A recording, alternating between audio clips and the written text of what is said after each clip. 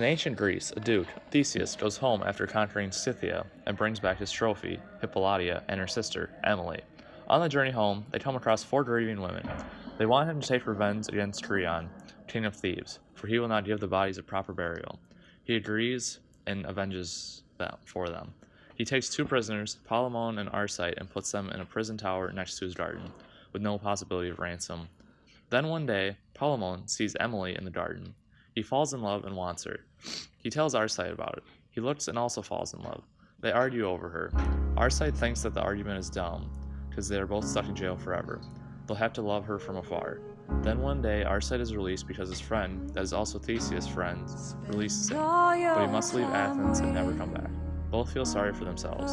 Arcite is jealous because Palamon gets to see her every day, but Palamon is jealous because Arcite can win her in battle.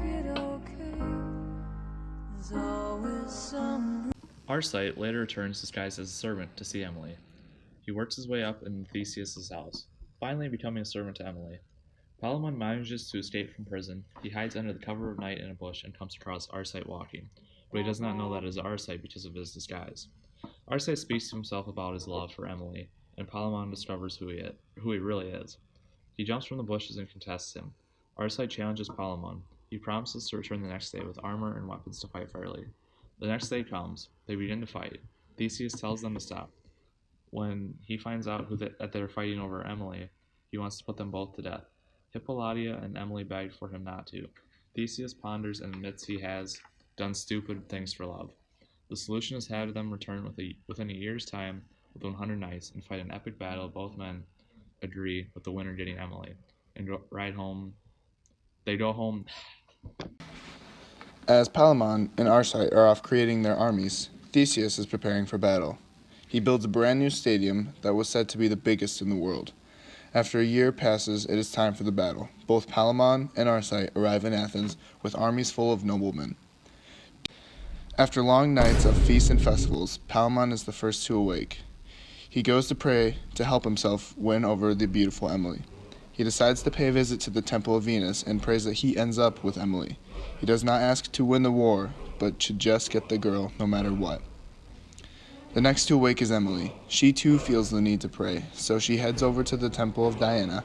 Emily prays that she stays a virgin forever, and that Arcite and Palamon fall out of love with her. She also hopes the two of them find peace. Finally, Arcite wakes up, and he too goes to pray. He goes to the Temple of Mars, and he asks to win the war. The gods and the goddesses hear these prayers and begin to fight. Jupiter, the king of the gods, makes a compromise. He allows Mars to help Arcite win the war, but gives Venus the right to help Palamon get the girl.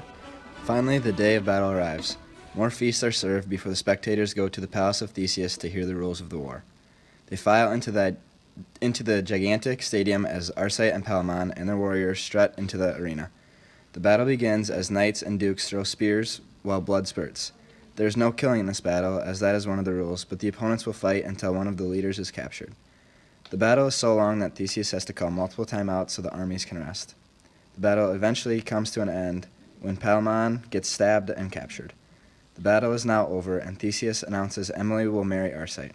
With hearing this news, Arcite removes his helmet to show the crowd his face, but the gods and goddesses know that Arcite and Emily will not be together. The god Pluto sends an earthquake which causes the helmetless Arcite to fly off his horse and land on his head. While lying on the ground with a crack in his head, Arcite appears dead. However, he is alive. After days of suffering, Arcite faces the truth. He is dying.